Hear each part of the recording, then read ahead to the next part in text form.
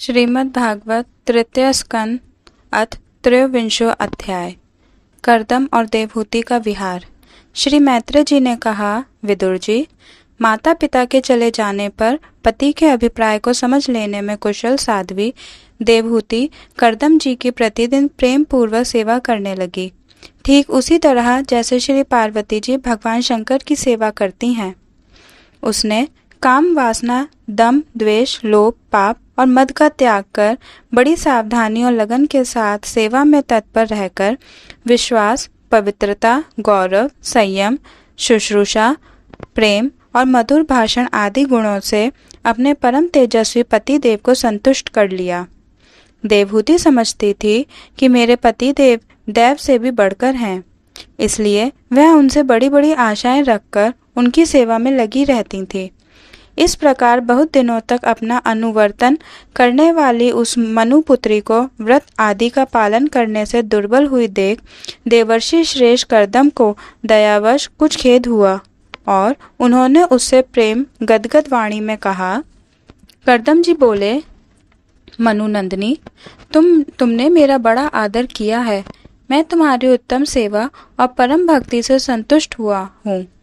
सभी देहधारियों को अपना शरीर बहुत प्रिय एवं आदर की वस्तु होता है, किंतु तुमने मेरी सेवा के आगे उसके क्षीण होने की भी कोई परवाह नहीं की। अतः अपने धर्म का पालन करते रहने से मुझे तप, समाधि, उपासना और योग के द्वारा जो भय और शोक से रहित भगवत प्रसाद स्वरूप विभूतियां प्राप्त हुई हैं, उन पर मेरी सेवा के प्रभाव से अब तुम्हारा भी अधिकार हो गया है।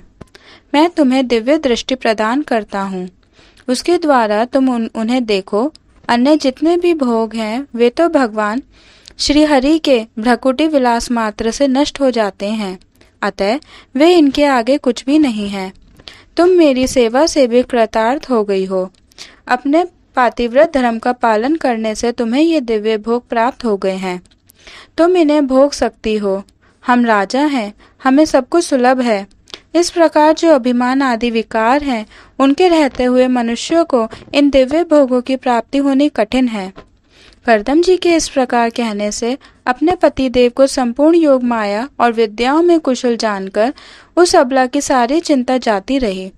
उसका मुख किंचित संकोच भरी चितवन और मधुर मुस्कान से खिल उठा और वह विनय एवं प्रेम से गदगद वाणी में इस प्रकार कहने लगी।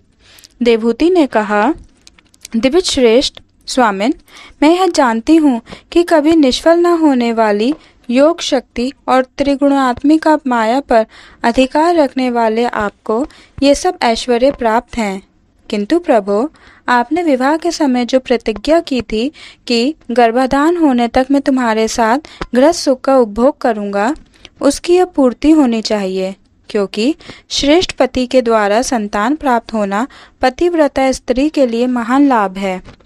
हम दोनों के समागम के लिए शास्त्र के अनुसार जो कर्तव्य हो उसका आप उपदेश दीजिए और उपटन, गंध, भोजन आदि उपयोगी सामग्रियां भी जुटा दीजिए, जिससे मिलन की इच्छा से अत्यंत दीन दुर्बल हुआ मेरा यह शरीर आपके अंग संग के योग्य हो जाए, क्योंकि आपकी ही बढ़ाई हुई काम वेदना से मैं पीड़ित हो रही हूँ। स्वामिन, इस कार्य के लिए एक उपयुक्त भवन तैयार हो जाए, इसका भी विचार कीजिए। मैत्रेय जी कहते हैं, विदुर जी, कर्दम मुनि ने अपनी प्रिया की इच्छा पूर्ण करने के लिए उसी समय योग में स्थित होकर एक विमान रचा, जो इच्छा अनुसार सर्वत्र जा सकता था। यह विमान सब प्रकार के इच्छित भोग सुख प्रदान करने वाला, अत्यंत सुंदर, सब प्रकार के रत्नों से युक्त, सब संपत्तियों की उत्तरोत्तर वृद्धि से संपन्न तथा मणिमय खंभों से सुशोभित था। वह सभी ऋतुओं में सुखदायक था और उसमें जहाँ तहाँ सब प्रकार की दिव्य सामग्रियां रखी हुई थी तथा उसे चित्र विचित्र रेशमी झंडियों और पताकाओं से खूब सजाया गया था, जिन पर भ्रमण गुणगण मधुर गुंजार कर रहे थे। ऐसे रंग बिरंगे पुष्पों की मालाओं से तथा अनेक प्रकार के सूती और रेशमी वस्त्रों से वह अत्यंत शोभायमान हो रहा था। एक के ऊपर एक बनाए हुए कमरों में अलग अलग रखी हुई शैया, पलंग, पंखे और आसनों के कारण वह बड़ा सुंदर जान पड़ता था। जहाँ तहाँ दीवारों में की हुई शिल्प रचना से उसकी अपूर्व शोभा हो रही थी। उसमें पन्ने का फर्श था और बैठने के लिए मूंगे की वेदियां बनाई गई थी। मूंगे की ही देहलियां थीं। उसके द्वारों में हीरे के किवाड़ थे तथा इंद्रनील मणि के शिखरों पर सोने के कलश रखे हुए थे।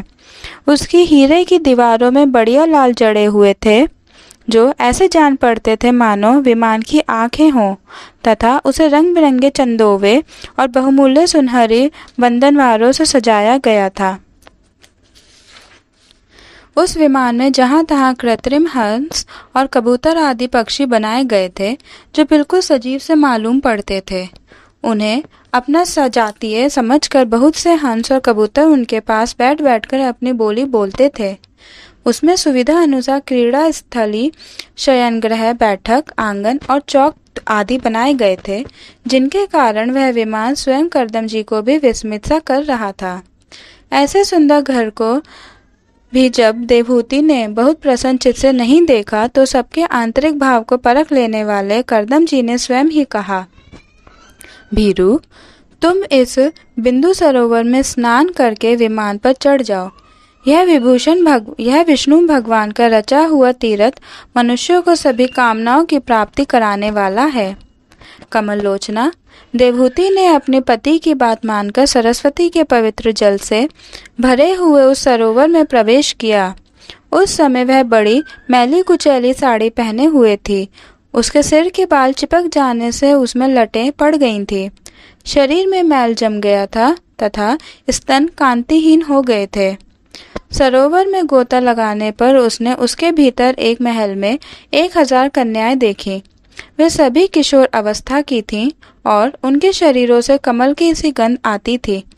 देवहूति को देखते ही वे सब स्त्रियां सहसा खड़ी हो गईं और हाथ जोड़कर कहने लगीं, हम आपकी दासियां हैं, हमें आज्ञा दीजिए, आपकी क्या सेवा करें।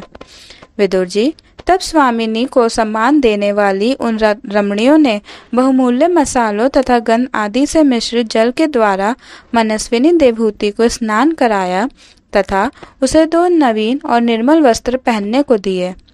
फिर उन्होंने ये बहुत मूल्य के बड़े सुंदर और कांतिमान आभूषण, सर्वगुण संपन्न भोजन और पीने के लिए अमृत के समान स्वादिष्ट आसव प्रस्तुत किए।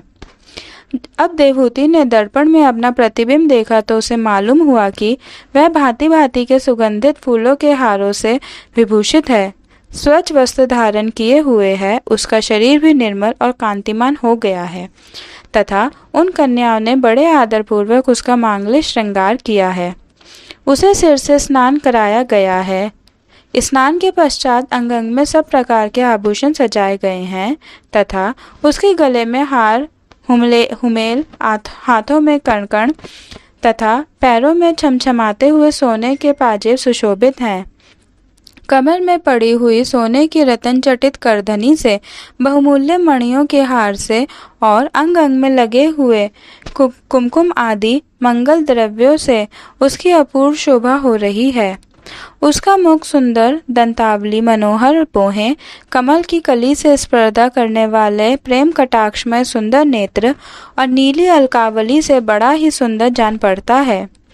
विदुर जी, जब देवहूति ने अपने प्रिय पतिदेव का स्मरण किया तो अपने को सहेलियों के सहित वहीं पाया जहाँ प्रजापति करदम जी विराजमान थे।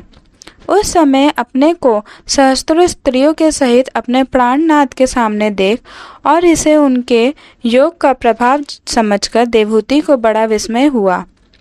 शत्रु विजय विदुर, जब करदम जी ने देखा कि देवहूति का शरीर स्नान करने से अत्यंत निर्मल हो गया है और विवाह काल से पूर्व उसका जैसा रूप था उसी रूप को पाकर वह अपूर्व शोभा से संपन्न हो गई है।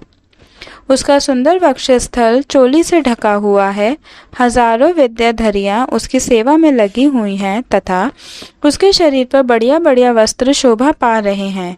तब उन्होंने बड़े प्रेम से उसे विमान पर चढ़ाया। उस समय अपनी प्रिया के प्रति अनुरक्त होने पर भी करदम जी की महिमा कम नहीं हुई।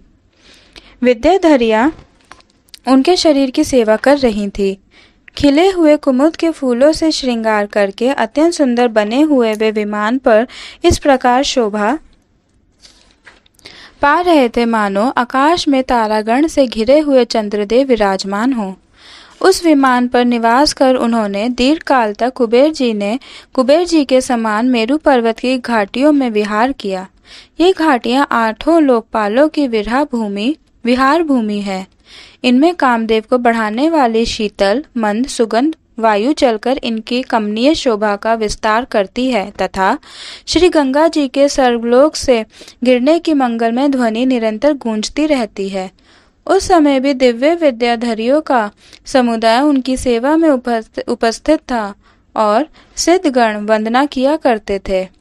इसी प्रकार प्राणप्रिय देवहूति के साथ उन्होंने वैशंभक, सुरसन, नंदन, पुष्पभद्र और चैत्ररथ आदि अनेकों देवोद्यानों तथा मानस सरोवर में अनुराग पूर्वक विहार किया। उस कांतिमान और इच्छा अनुसार चलने वाले श्रेष्ठ विमान पर बैठकर वायु के समान सभी लोकों में विचरते हुए करदम जी विमान विहारी देवताओं से भी आगे बढ़ गए। विदुर जी, जिन्होंने भगवान के भव्यहारी पवित्र पाद पद्मों का आश्रय लिया है, उन धीर पुरुषों के लिए कौन सी वस्तु या शक्ति दुर्लभ है। इस प्रकार महायोगी करदम जी यह सारा भूमंडल जो द्वीप वर्ष आदि की विचित्र रचना के कारण बड़ा आश्चर्य में प्रतीत होता है, अपनी प्रिया को दिखाकर अपने आश्रम को लौट आए। फिर उन्होंने अपने को 9 रूपों में विभक्त कर रति सुख के लिए अत्यंत उत्सुक मनु कुमारी देवहूति को आनंदित करते हुए उसके साथ बहुत वर्षों तक विहार किया, किंतु उनका इतना लंबा समय एक मुहूर्त के समान बीत गया। उस विमान में रति सुख को बढ़ाने वाली बड़ी सुंदर शैया का आश्रय ले अपने परम रूपवान प्रियतम के साथ रहती हुई देवहूति को इतना काल कुछ भी जान ना पड़ा। इस प्रकार उस कामासक्त दंपत्ति को अपने योग बल से सैकड़ों वर्षों तक विहार करते हुए भी वह काल बहुत थोड़े समय के समान निकल गया।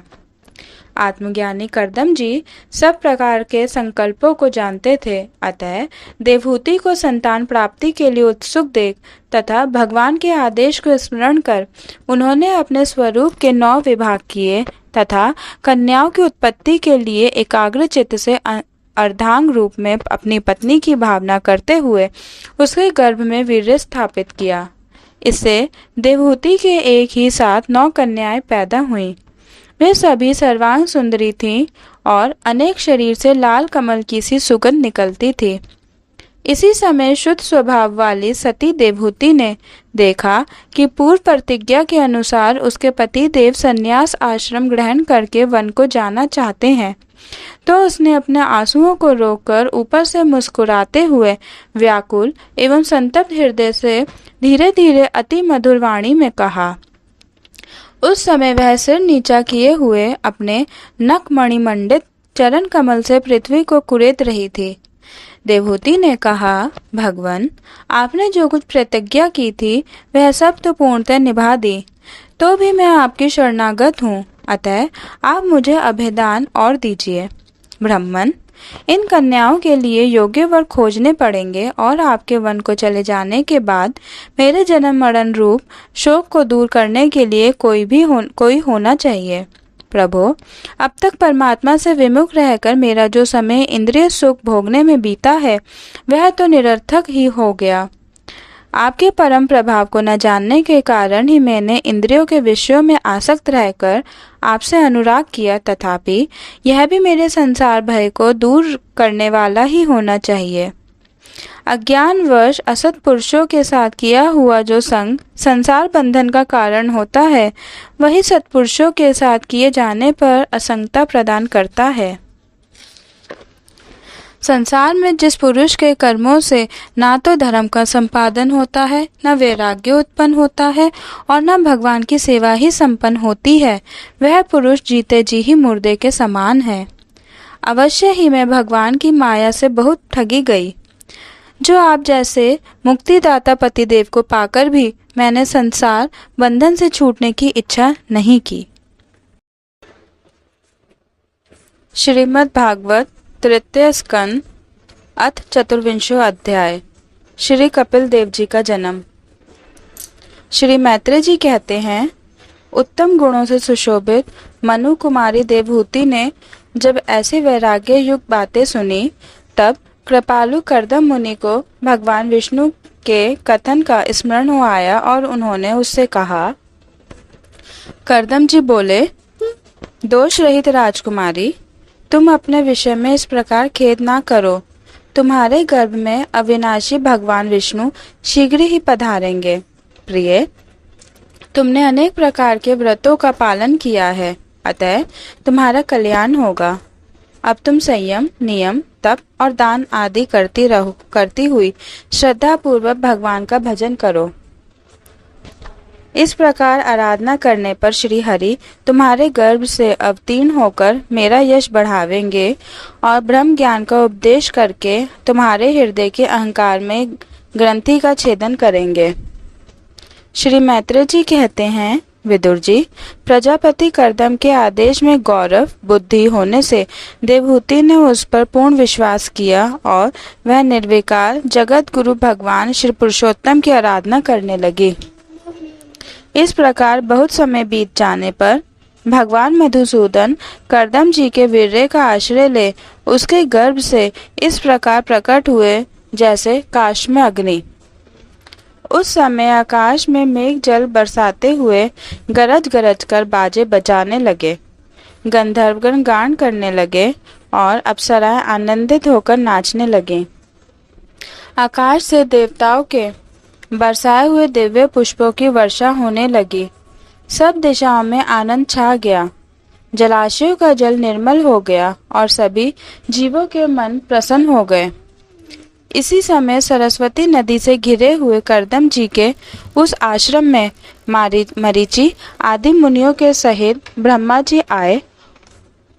शत्रु दमन विदुर जी, स्वतः सिद्ध ज्ञान से संपन्न अजन्मा ब्रह्मा जी को यह मालूम हो गया था कि साक्षात परब्रह्म भगवान विष्णु सांख्य शास्त्र का उपदेश करने के लिए अपने विशुद्ध सत्वमय अंश से अवतीर्ण हुए हैं। अतः भगवान जिस कार्य को करना चाहते थे उसका उन्होंने विशुद्ध चित्त से अनुमोदन एवं आदर किया और अपनी संपूर्ण इंद्रियों से प्रसन्नता प्रकट करते हुए कर्दम जी से इस प्रकार कहा। श्री ब्रह्मा जी ने कहा, प्रिय कर्दम, तुम दूसरों को मान देने वाले हो। तुमने मेरा सम्मान करते हुए जो मेरी आज्ञा का पालन किया है, इससे तुम्हारे द्वारा निष्कपट भाव से मेरी पूजा संपन्न हुई है। पुत्रों को अपने पिता की सबसे बड़ी सेवा यही करनी चाहिए कि जो आज्ञा, ऐसा कहकर आदर पूर्वक उनके आदेश को स्वीकार करें। बेटा, तुम सभ्य हो। तुम्हारी ये सुंदरी कन्याएं अपने वंशों द्वारा इस सृष्टि को अनेक प्रकार से बढ़ावेंगी। अब तुम इन मरीचि आदि मुनिवरों को इनके स्वभाव और रुचि के अनुसार अपनी कन्या समर्पित करो और संसार में अपना सुयश फैलाओ।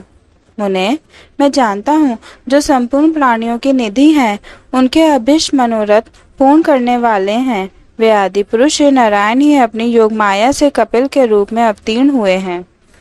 फिर देवहूति से बोले, राजकुमारी, सुनहरे बाल, कमल जैसे विशाल नेत्र और कमलांकित चरण कमलों वाले शिशु के रूप में कैटभ असुर को मारने वाले साक्षात श्री हरि ने ही ज्ञान विज्ञान द्वारा कर्मों की वासनाओं का मूलोच्छेदन करने के लिए तेरे घर में प्रवेश किया है। ये अविद्या जनित मोह की ग्रंथियों को काटकर पृथ्वी में स्वच्छंद विचरेंगे। ये सिद्ध गणों के स्वामी और सांख्य आचार्यों के भी माननीय होंगे। लोक में तेरी कीर्ति का विस्तार करेंगे और कपिल नाम से विख्यात होंगे। श्री मैत्रेय जी कहते हैं, विदुर जी, जगत की सृष्टि करने वाले ब्रह्मा जी उन दोनों को इस प्रकार आश्वासन देकर नारद और संकादि को साथ ले हंस पर चढ़कर ब्रह्मलोक को चले गए। ब्रह्मा जी के चले जाने पर कर्दम जी ने उनके आज्ञा अनुसार मरीचि आदि प्रजापतियों के साथ अपनी कन्याओं का विधि पूर्वक विवाह कर दिया। उन्होंने अपनी कला नाम की कन्या मरीचि को, अनसुईया अत्रि को, श्रद्धा अंगिरा को और हविर्भू पुलस्त्य को समर्पित की। पुलह को उनके अनुरूप गति नाम की कन्या दी। क्रतु के साथ परम साध्वी क्रिया का विवाह किया। भृगु जी को ख्याति और वशिष्ठ जी को अरुंधति समर्पित की। अथर्वा ऋषि को शांति नाम की कन्या दी, जिससे यज्ञ कर्म का विस्तार किया जाता है। कर्दम जी ने उन विवाहित ऋषियों का उनकी पत्नियों के सहित खूब सत्कार किया। विदुर जी, इस प्रकार विवाह हो जाने पर वे सब ऋषि कर्दम जी की आज्ञा ले अति आनंद पूर्वक अपने अपने आश्रमों को चले गए। कर्दम जी ने देखा कि उनके यहाँ साक्षात देवाधिदेव श्री हरि ने ही अवतार लिया है, तो वे एकांत में उनके पास गए और उन्हें प्रणाम करके इस प्रकार कहने लगे, अहो, अपने पाप कर्मों के कारण इस दुखमय संसार में नाना प्रकार से पीड़ित हुए पुरुषों पर देवगण तो बहुत काल बीतने पर प्रसन्न होते हैं, किंतु जिनके स्वरूप को योगीजन अनेकों जन्मों के साधन से सिद्ध हुई सुदृढ़ समाधि के द्वारा एकांत में देखने का प्रयत्न करते हैं, अपने भक्तों की रक्षा करने वाले वे ही श्री हरि हम विषय लोलुपों के द्वारा होने वाली अपनी अवज्ञा का कुछ भी विचार ना कर आज हमारे घर अवतीर्ण हुए हैं। आप वास्तव में अपने भक्तों का मान बढ़ाने वाले हैं। आपने अपने वचनों को सत्य करने और सांख्य योग का उपदेश करने के लिए ही मेरे यहाँ अवतार लिया है। भगवान, आप प्राकृत रूप से रहित हैं। आपके जो चतुर्भुज आदि अलौकिक रूप हैं वे ही आपके योग्य हैं, तथा जो मनुष्य सदर्श रूप आपके भक्तों को प्रिय लगते हैं वे भी आपको रुचिकर प्रतीत होते हैं। आपका पाद पीठ तत्व ज्ञान की इच्छा से विद्वानों द्वारा सर्वदा वंदनीय है, तथा आप ऐश्वर्य, वैराग्य, यश, ज्ञान, वीर्य और श्री इन 6 ऐश्वर्यों से पूर्ण हैं। मैं आपकी शरण में हूँ। भगवान, आप परब्रह्म हैं। सारी शक्तियाँ आपके अधीन हैं। प्रकृति, पुरुष, महतत्व, काल, त्रिविध, अहंकार, समस्त लोक एवं लोकपालों के रूप में आप ही प्रकट हैं, तथा आप सर्वज्ञ परमात्मा ही इस सारे प्रपंच को चेतन शक्ति के द्वारा अपने में लीन कर लेते हैं। अतः इन सब से परे भी आप ही हैं। मैं आप भगवान कपिल की शरण लेता हूँ। प्रभु, आपकी कृपा से मैं तीनों दिनों से मुक्त हो गया हूँ और मेरे सभी मनोरथ पूर्ण हो चुके हैं। अब मैं संन्यास मार्ग को ग्रहण कर आपका चिंतन करते हुए शोक रहित होकर विचरूंगा। आप समस्त प्रजाओं के स्वामी हैं, अतएव इसके लिए मैं आपकी आज्ञा चाहता हूँ। श्री भगवान ने कहा, मुने, वैदिक और लौकिक सभी कर्मों में संसार के लिए मेरा कथन ही प्रमाण है। इसलिए मैंने जो तुमसे कहा था कि मैं तुम्हारे यहाँ जन्म लूंगा, उसे सत्य करने के लिए ही मैंने यह अवतार लिया है।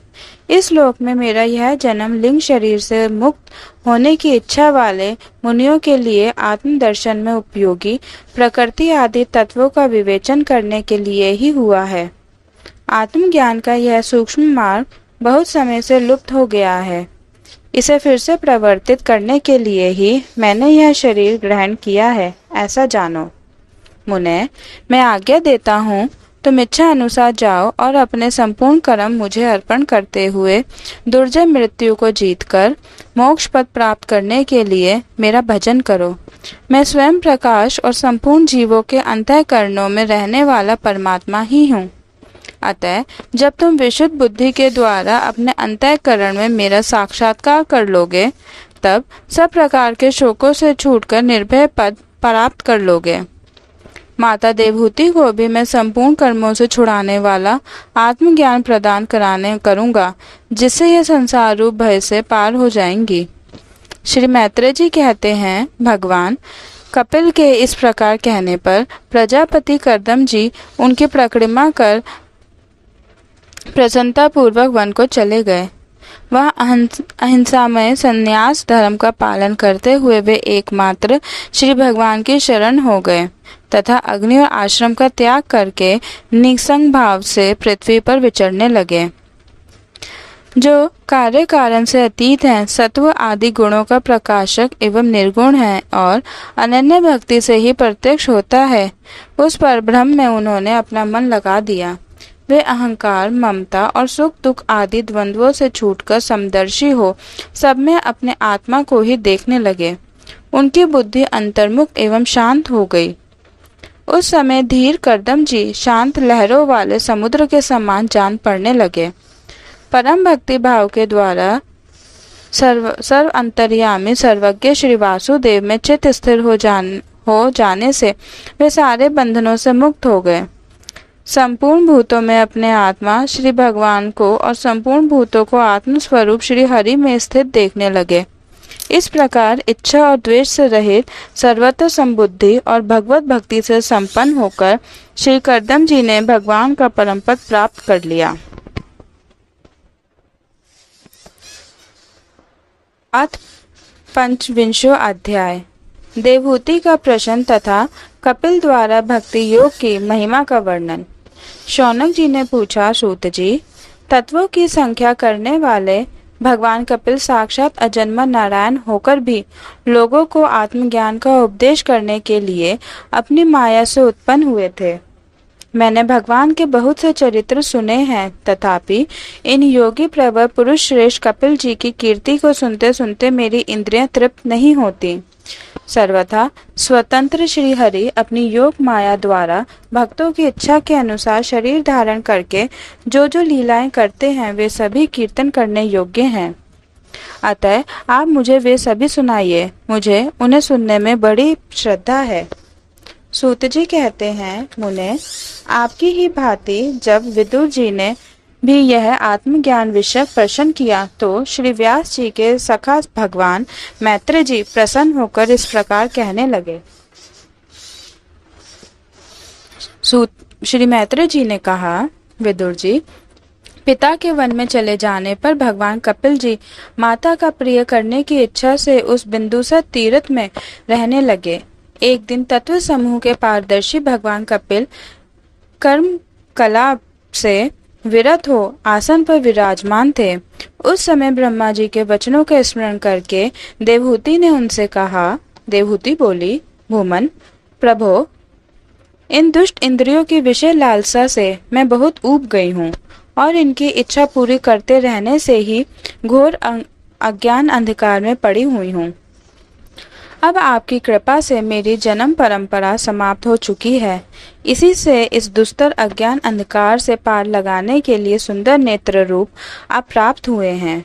आप संपूर्ण जीवों के स्वामी भगवान आदि पुरुष हैं तथा अज्ञान अंधकार से अंधे पुरुषों के लिए नेत्र स्वरूप सूर्य की भांति उदित हुए हैं। देव, इन देह गेह आदि में जो मैं मेरेपन का दुराग्रह होता है वह भी आपका ही कराया हुआ है। अतः अब आप मेरे इस महामोह को दूर कीजिए। आप अपने भक्तों के संसार रूप वृक्ष के लिए कुठार के समान हैं। मैं प्रकृति और पुरुष का ज्ञान प्राप्त करने की इच्छा से आप शरणागत वत्सल की शरण में आई हूँ। आप भागवत धर्म जानने वालों में सबसे श्रेष्ठ हैं। मैं आपको प्रणाम करती हूँ।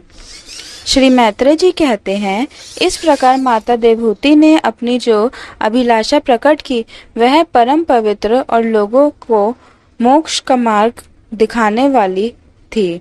उसे सुनकर आत्मज्ञ सत्पुरुषों की गति श्री कपिल जी उसकी मन ही मन प्रशंसा करने लगे और फिर मृदु मुस्कान से सुशोभित मुखारविंद से इस प्रकार कहने लगे। भगवान कपिल ने कहा, माता, यह मेरा निश्चय है कि अध्यात्म योगी मनुष्यों के आत्यंतिक कल्याण का मुख्य साधन है, जहाँ दुख और सुख की सर्वथा निवृत्ति हो जाती है। साध्वी, सब अंगों से संपन्न इस योग का मैंने पहले नारद आदि ऋषियों के सामने उनकी सुनने की इच्छा होने पर वर्णन किया था, वही अब मैं आपको सुनाता हूँ।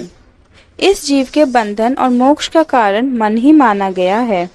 विश्व में आसक्त होने पर वह बंधन का हेतु होता है और परमात्मा में अनुरक्त होने पर वही मोक्ष का कारण बन जाता है।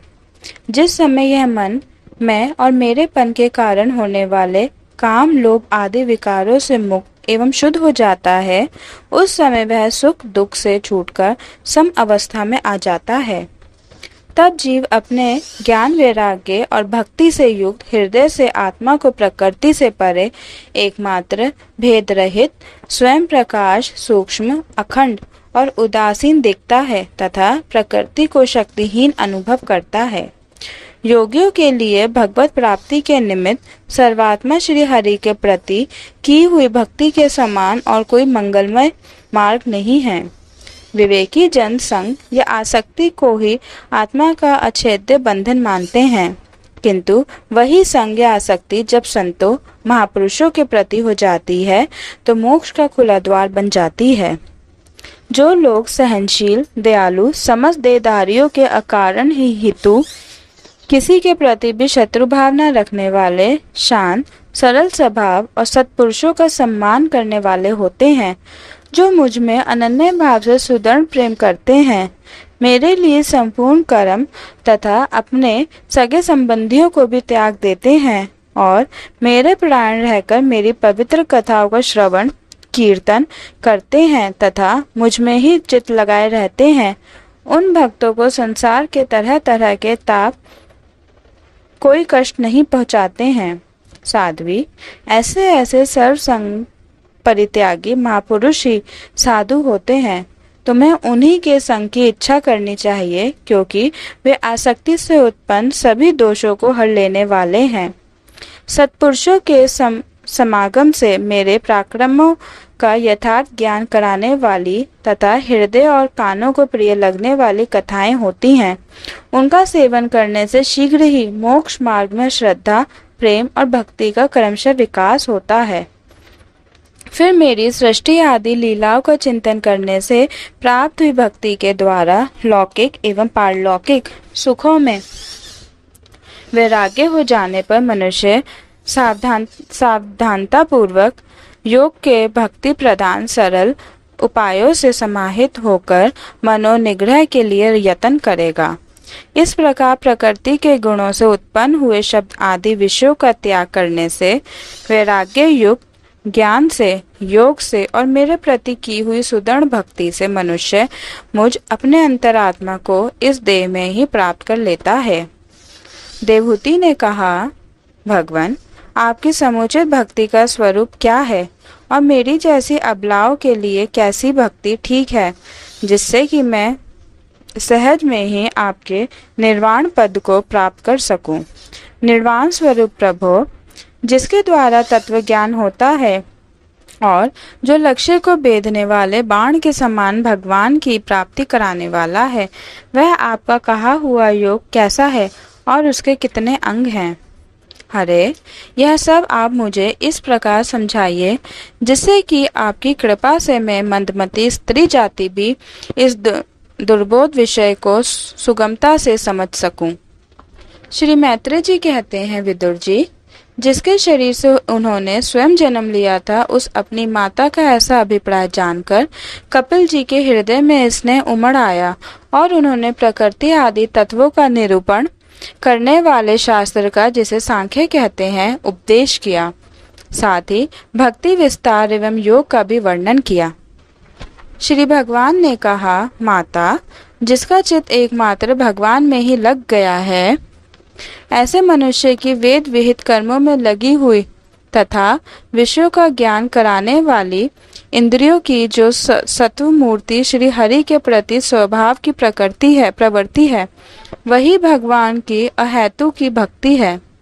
यह मुक्ति से भी बढ़कर है, क्योंकि जठरानल जिस प्रकार खाए हुए अन्न को पचाता है, उसी प्रकार यह भी कर्म संस्कारों के भंडार रूप लिंग शरीर को तत्काल भस्म कर देती है। मेरी चरण सेवा में प्रीति रखने वाले और मेरी ही प्रसन्नता के लिए समस्त कार्य करने वाले कितने ही बड़भागी भक्त, जो एक दूसरे से मिलकर प्रेम पूर्वक मेरे ही पराक्रमों की चर्चा किया करते हैं, मेरे साथ एक ही भाव की भी इच्छा नहीं करते। माँ, वे साधुजन अरुण नयन एवं मनोहर मुखारविंद से युक्त मेरे परम सुंदर एवं वरदायक दिव्य रूपों की झांकी करते हैं और उनके साथ सप्रेम संभाषण की भी करते हैं, जिसके लिए बड़े बड़े तपस्वी भी ललायित रहते हैं। दर्शनीय अंग प्रत्यंग, उदार हास विलास, मनोहर चितवन और सुमधुर वाणी से युक्त मेरे उन रूपों की माधुरी में उनका मन और इंद्रियां फंस जाती हैं। ऐसी मेरी भक्ति न चाहने पर भी उन्हें परम पद की प्राप्ति करा देती है। अविद्या की निवृत्ति हो जाने पर यद्यपि वे मुझ मायापति के सत्य आदि लोकों की भोग संपत्ति भक्ति की प्रवृत्ति के पश्चात स्वयं प्राप्त होने वाली अष्ट सिद्धि अथवा वैकुंठ लोक के भगवदीय ऐश्वर्य की भी इच्छा नहीं करते, तथापि मेरे धाम में पहुँचने पर उन्हें ये सब विभूतियाँ स्वयं ही प्राप्त हो जाती हैं। जिनका एकमात्र मैं ही प्रिय आत्मा, पुत्र, मित्र, गुरु, सुहृद और इष्ट देव हूँ, वे मेरे ही आश्रय में रहने वाले भक्तजन शांतिमय वैकुंठ धाम में पहुंचकर किसी प्रकार भी इन दिव्य भोगों से रहित नहीं होते और न उन्हें मेरा कालचक्र ही ग्रस्त कर सकता है। माता जी, जो लोग इहलोक, परलोक और इन दोनों लोकों में साथ जाने वाले वासनामय लिंग देह को तथा शरीर से संबंध रखने वाले जो धन, पशु एवं ग्रह आदि पदार्थ हैं, उन सबको और अन्यान्य संग्रहों को भी छोड़कर अनन्य भक्ति से सब प्रकार मेरा ही भजन करते हैं, उन्हें मैं मृत्यु रूप संसार सागर से पार करा देता हूँ। मैं साक्षात भगवान हूँ, प्रकृति और पुरुष का भी प्रभु हूँ तथा समस्त प्राणियों का आत्मा हूँ। मेरे सिवा और किसी का आश्रय लेने से मृत्यु रूप महाभय से छुटकारा नहीं मिल सकता। मेरे भय से वह वायु चलती है, मेरे भय से सूर्य तपता है, मेरे भय से इंद्र वर्षा करता और अग्नि जलाती है तथा मेरे ही भय से मृत्यु अपने कार्य में प्रवृत्त होता है। योगी जन ज्ञान वैराग्य युग भक्ति योग के द्वारा शांति प्राप्त करने के लिए मेरे निर्भय चर कमलों का आश्रय लेते हैं। संसार में मनुष्य के लिए सबसे बड़ी कल्याण प्राप्ति यही है कि उसका चित्त तीव्र भक्ति योग के द्वारा मुझ में लगकर स्थित हो जाए।